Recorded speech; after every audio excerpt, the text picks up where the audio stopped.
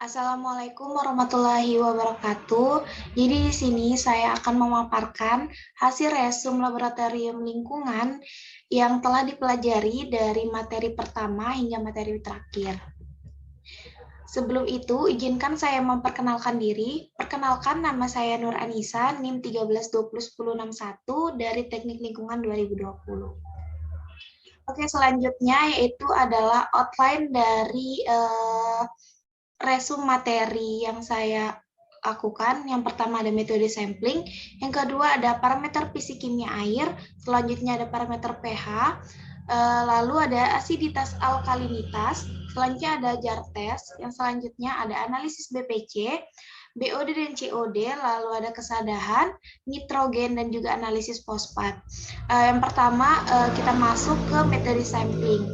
Jadi metode sampling air adalah teknik pengambilan sampel air dengan cara mengumpulkan volume air dari badan air yang akan diteliti dengan volume yang sekecil mungkin, tapi kita tidak merubah komposisi dari air tersebut.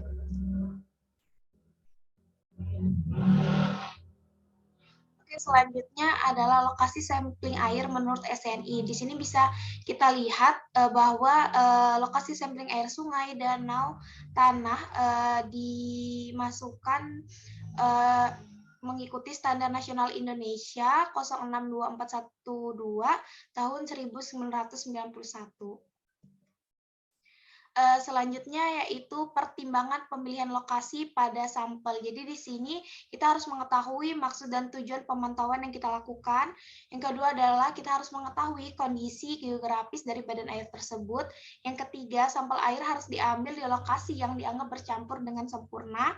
Selanjutnya yaitu lokasi pencampuran untuk dua aliran sungai harus dipengaruhi oleh lebar dan juga kedalaman sungai tersebut. Selanjutnya itu masuk ke parameter fisik kimia air. Nah, jadi beberapa parameter yang digunakan dalam menentukan kualitas air yaitu dalam parameter kimia seperti pH, asiditas, redoks, karbon dioksida, alkalinitas, kesadahan, dan bahan organik, serta dalam parameter fisika itu mencakup cahaya, kecerahan, terus itu juga ada warna, konduktivitas, padatan total terlarut, bersuspensi, dan salinitas, dan juga bau. Selanjutnya yaitu zat tersuspensi. Jadi zat tersuspensi itu menyebabkan kekeruhan dalam air tersebut, dapat berupa senyawa organik ataupun organik yang berhubungan erat dengan total suspended solid dan lumpuran kasar dan juga kecerahan. Jadi untuk padatan tersuspensi total yaitu tertahan pada saringan lili por dengan diameter pori 0,45. Selanjutnya ada padatan tersuspensi yang dapat diendapkan selama periode waktu tertentu di dalam wadah yang berbentuk kerucut atau terbalik. Nah, selanjutnya itu ada padatan terlalu total yaitu bahan yang disebabkan oleh bahan organik berupa ion-ion yang ditemukan di dalam perairan. Selanjutnya yaitu masuk ke dalam parameter pH. pH dan asiditas. Jadi pH ini adalah derajat keasaman yang digunakan untuk menyatakan tingkat keasaman atau kebasahan yang dimiliki oleh suatu larutan. Dan asiditas yaitu jumlah asam yang terdiri dari asam kuat maupun asam lemah dan konsentrasi ion. Asiditas ini atau jumlah asam kuat atau asam lemah dan konsentrasi ion H pH lebih dari 5, alkalinitas mencapai 0. Jadi semakin tinggi nilai pH, maka semakin tinggi juga nilai alkalinitas dan semakin rendah juga kadar CO2 yang bebas. Dan larutan tersebut bersifat asam atau korosif. Masuk ke asiditas, alkalinitas. Jadi asiditas itu adalah kemampuan untuk menetralkan larutan basa, sedangkan alkalinitas adalah kemampuan untuk menetralkan larutan asam. Jadi asiditas dan alkalinitas ini erat hubungannya dengan pH. Jadi suatu airan yang mengandung asam mineral ataupun asam organik, maka pH air tersebut kurang lebih dari 4,3. Nah, di sini merupakan kegunaan data dari asiditas dan juga alkalinitas di dalam air. Yang pertama ada data COD banyak digunakan untuk mengetahui sifat korosivitas air, terutama korosivitas di dalam pipa distribusi air minum. Yang kedua yaitu untuk mengetahui efektivitas proses aerasi dan juga masih banyak kegunaan data asiditas, alkalinitas di dalam air lainnya. Selanjutnya yaitu masuk ke dalam materi jar test. Jadi jar test ini adalah suatu percobaan skala laboratorium yang berfungsi untuk menentukan dosis optimum dari koagulan yang digunakan dalam proses pengolahan air bersih menurut Satterfield tahun 2005. Nah, peralatan yang digunakan dalam percobaan jar test ini adalah pH meter, jar test, beker glass, sampel larutan, dan juga tawas. Prinsip jar test yaitu koagulasi, fluktuasi, dan sedimentasi yang tujuan akhir dalam kombinasi koagulasi dan fluktuasi adalah untuk menghasilkan blok-blok yang berukuran besar dengan kecepatan pengendapan yang cepat sehingga kualitas air semakin membaik. Selanjutnya itu BPC. Jadi BPC ini adalah konsentrasi klor aktif yang dibutuhkan untuk mengoksidasi bahan organik dalam sebuah bahan organik atau amoniak dan bahan lainnya yang dapat dioksidasi untuk membunuh mikroorganisme. Nah, klorinasi itu digunakan untuk menghilangkan bakteri, klorinasi yang berupa padatan seperti kalium hipoklorit yang berupa cairan, natrium hipoklorit, ada BOD dan COD. Nah, BOD ini adalah banyaknya oksigen yang dibutuhkan oleh mikroorganisme, terutama bakteri, selama mikroorganisme tersebut menguraikan senyawa organik.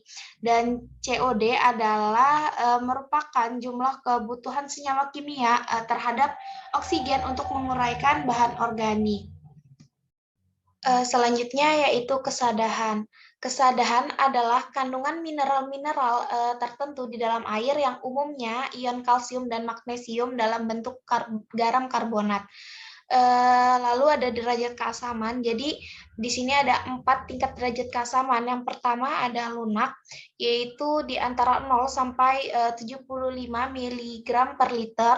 Selanjutnya yaitu ada sedang, di antara 75 sampai 150 mg per liter. Lalu ada tinggi yang berada dari 150 sampai 300 mg per liter dan sangat tinggi yaitu lebih dari 300 mg per liter. Dan untuk kerugian kesadahan sendiri yaitu terbentuk kerak pada dinding pipa. Lalu ada jenis kesadahan, ada 2, yaitu kesadahan karbonat dan kesadahan non karbonat. Kesadahan karbonat yaitu hilang dalam pemanasan, sedangkan kesadahan non karbonat tidak hilang dalam proses pemanasan. Selanjutnya yaitu ada nitrogen. Nah, nitrogen ini mempunyai peranan yang penting di dalam air, udara, tanah, maupun hewan. Jenis senyawa dari nitrogen sendiri yang di dalam air yaitu ada nitrogen organik, amoniak, NH4, NO2, dan juga NO3. Nah, kenapa sih nitrogen itu menyebabkan eutrofikasi di dalam air? Yaitu karena disebabkan oleh tumbuh suburnya fitoplankton atau ganggang akibat dari peningkatan konsentrasi nutrien atau hara baik bahan organik, unsur nitrogen, dan juga fosfat yang larut di dalam air. Materi yang terakhir yaitu analisis fosfor.